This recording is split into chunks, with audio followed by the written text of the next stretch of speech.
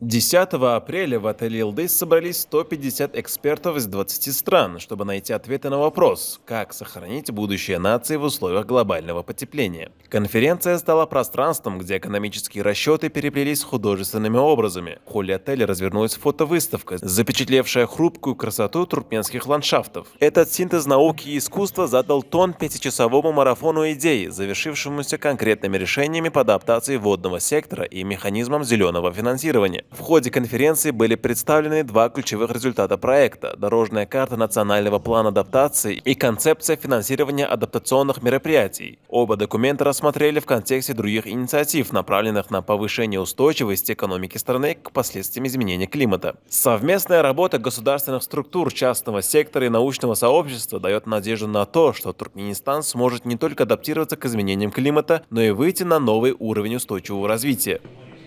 Сегодня мы подводим такую важную веху в нашем проекте, который завершается. Мы представляем результаты работы нашего проекта, основные стратегические документы, которые были разработаны в рамках его работы. Это дорожная карта национального адаптационного планирования, это концепция климатического финансирования Туркменистана. Мы полагаем, что принятие этих стратегических документов позволит Туркменистану реализовать свои амбициозные цели в области борьбы с последствиями изменения климата, быть привлекательным для внешних инвесторов, международных финансовых организаций, доноров, которые работают с Туркменистаном. Сегодня у нас представлена работа широкого круга международных экспертов, национальных органов государственного управления Туркменистана. И мы рады, что в такой широком составе мы имеем возможность обсудить долгосрочные цели и задачи реализации климатической политики Туркменистана. Мы можем представить нашим партнерам те возможности, которые открываются на сегодняшний день с точки зрения международного сотрудничества.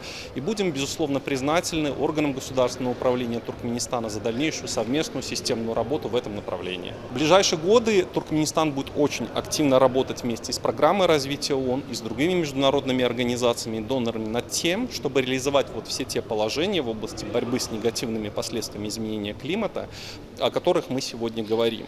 Мы знаем, что Туркменистан обращает очень большое внимание на аспекты международного сотрудничества, и мы видим, что большое количество новых перспективных проектов, которые используют результаты нашего проекта, уже сейчас разрабатываются в Туркменистане, и мы надеемся, будут успешно реализованы в период до 2030 года. Уже имел возможность ознакомиться с Туркменистаном, и я очень рад, что у нас есть возможность сегодня поделиться с Туркменистаном вот лучшими практиками, лучшими стандартами мировыми реализации проектов, и мы надеемся, что вся эта работа была сделана для того, чтобы сделать жизнь людей в Туркменистане лучше.